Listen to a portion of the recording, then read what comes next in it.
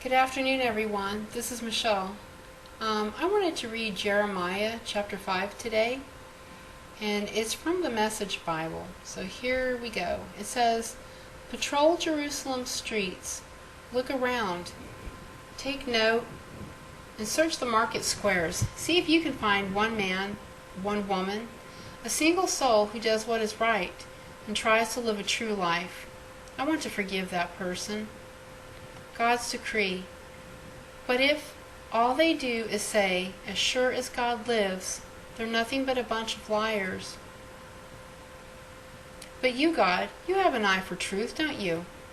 You hit them hard, but it didn't faze them. You disciplined them, but they refused. Correction.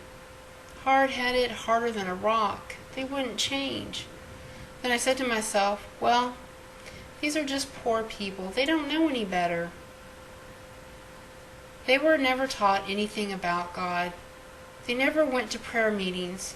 I'll find some people from the best families. I'll talk to them.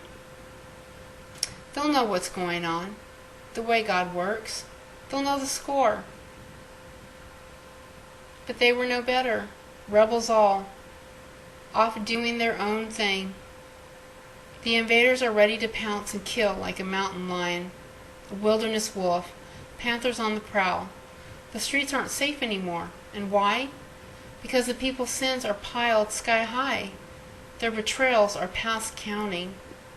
Why should I even bother with you any longer? Your children wander off, leaving me, taking up with gods that aren't even gods.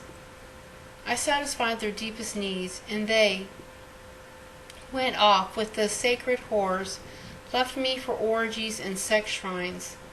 A bunch of well-groomed, lusty stallions, each one pawning and snorting for his neighbor's wife. Do you think I'm going to stand around and do nothing? God's decree. Don't you think I'll take serious measures against a people like this?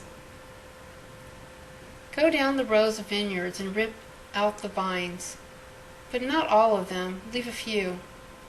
Prune back those vines. That growth didn't come from God. They've betrayed me over and over again. Judah and Israel, both. God's decree. They've spread lies about God. They've said, there's nothing to him. Nothing bad will happen to us. Neither famine nor war will come our way. The prophets are all windbags. They speak nothing but nonsense. Therefore, this is what God said to me, God of the angel armies. Because they have talked this way, they are going to eat those words. Watch now. I'm putting my words as fire in your mouth. And the people are a pile of kindling ready to go up in flames. Attention, I am bringing a far-off nation against you, O house of Israel. God's decree. A solid nation, an ancient nation, a nation that speaks another language. You won't understand a word they say. When they aim their arrows, you're as good as dead. They're a nation of real fighters. They'll clean you out of house and home, rob you of crops and children alike. They'll feast on your sheep and cattle, strip your vines and fig trees, and the fortresses that made you feel so safe, leveled with a stroke of the sword.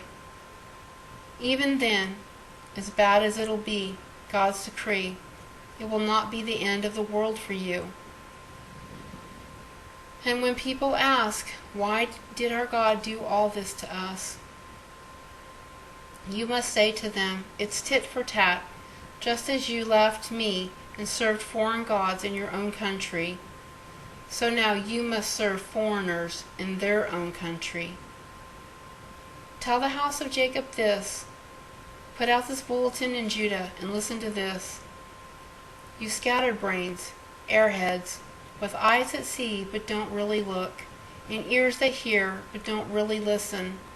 Why don't you honor me? Why aren't you in awe before me? Yes, me, who made the shorelines to contain the ocean waters. I drew a line in the sand that cannot be crossed. Waves roll in but cannot get through. Breakers crash, but that's the end of them. But this people, what a people, uncontrollable, untamable runaways. It never occurs to them to say, how can we honor our God with our lives? The God who gives us rain in both spring and autumn, and maintains the rhythm of the seasons, who sets aside time each year for harvest, and keeps everything running smoothly for us. Of course, you don't.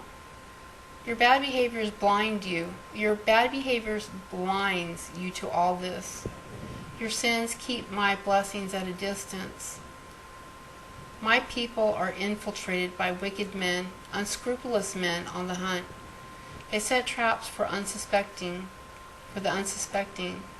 Their victims are innocent men and women, and their houses are stuffed with ill-gotten gain, like a hunter's bag full of birds, pretentious and powerful and rich, hugely obese, oily with rolls of fat. Worse, they have no conscience. Right and wrong mean nothing to them.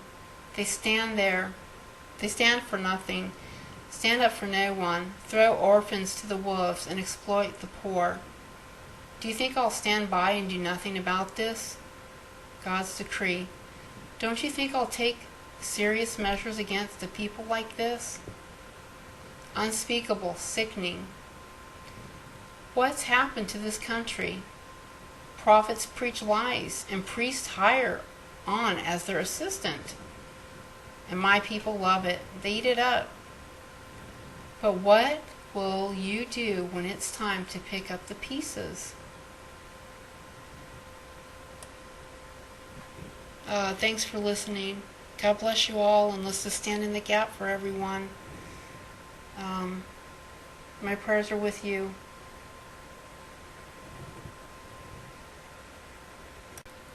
Good afternoon, everyone. This is Michelle. I wanted to read Jeremiah chapter 5 today, and it's from the Message Bible. So here we go. It says, patrol Jerusalem's streets, look around, take note, and search the market squares. See if you can find one man, one woman, a single soul who does what is right.